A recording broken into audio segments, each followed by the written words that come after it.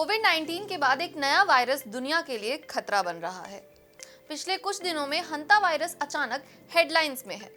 लेकिन आखिर ये वायरस है क्या? कितनी तेजी से फैल रहा है?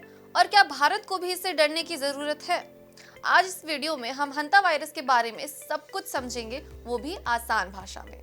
सबसे पहले, हंता वायरस कोई नया वायरस नहीं है। ये कई दशकों से दुनिया के अलग अलग हिस्सों में मौजूद है। WHO और CDC के मुताबिक ये वायरस मुख्य रूप से रोडेंट्स यानी चूहों और जंगली रैट्स से इंसानों में फैलता है। ये वायरस चूहों के यूरिन, सलाइवा, ड्रॉपिंग्स, लार और मल के जरिए फैलता है। अगर कोई व्यक्ति ऐसी जगह सफाई करता है, झाड़ू लगाता है जहां इन्फेक्टेड रोडेंट्स रह रहे हों, तो कॉन्टैमिनेटेड डस्ट हवा में उड़ सकती है और सांस के जरिए वायरस शरीर में पहुंच जाता है।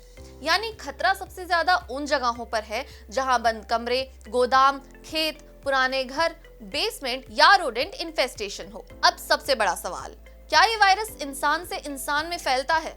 CDC और WHO दोनों के मुताबिक ज्यादातर हंता वायरस स्ट्रेन्स इंसानों के बीच नहीं फैलते, लेकिन साउथ अमेरिका में पाया जाने वाला एंडीज वायरस एक ऐसा रेयर स्ट्रेन है जिसमें limited human to human transmission देखा गया है।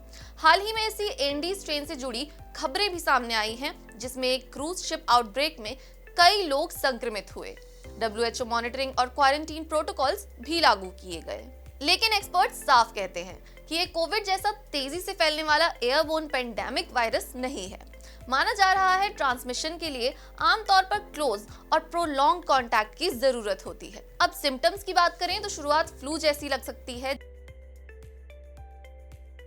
जैसे बुखार, थकान, मसल पेन, सर दर्द, नौजिया, वॉमिटिंग। लेकिन कुछ दिनों बाद हालत गंभीर हो जाती है। पेशेंट्स को सांस लेने में दिक्कत होने लगती है क्योंकि लंग्स में फ्लूइड भरने लगता है। इस बीमारी को हंता वायरस पल्मोनरी सिंड्रोम यानी HPS कहा जाता है। CDC के मुताबिक सीवियर रेस्पिरेटरी केसेस में मोर्टेलिटी रेट लगभग 48% तक हो सकता है। यूरोप और एशिया में इसका दूसरा फॉर्म भी पाया जा रहा है, haemorrhagic fever with renal syndrome यानी HFRS। इसमें किडनीज प्रभावित होती हैं। अब सवाल, क्या इसका इलाज या वैक्सीन मौजूद है? अभी तक हंता वायरस का कोई स्पेसिफिक क्योर या अप्रूव्ड वैक्सीन अवेलेबल नहीं है। ट्रीटमेंट मेनली सपोर्टिव केयर पर आधारित होती है, जैसे ऑक्सीजन सपोर्ट, हाइड्रेशन और ICU केयर। तो बचाव कैसे करें?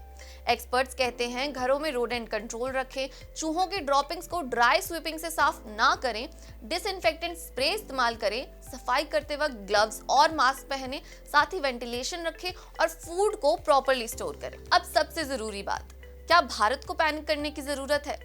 फिलहाल ऐसा कोई एविडेंस नहीं है कि हंता वायरस बड़े स्केल पर इंसानों में तेजी से फैल रहा है। हेल्थ एजेंसीज लगातार मॉनिटरिंग कर रही हैं। एक्सपर्ट्स का कहना है अवेयरनेस जरूरी है, पैनिक नहीं। यानी फिलहाल सावधानी रखें, लेकिन डर फैलाने वाली अफवाहों से बचें।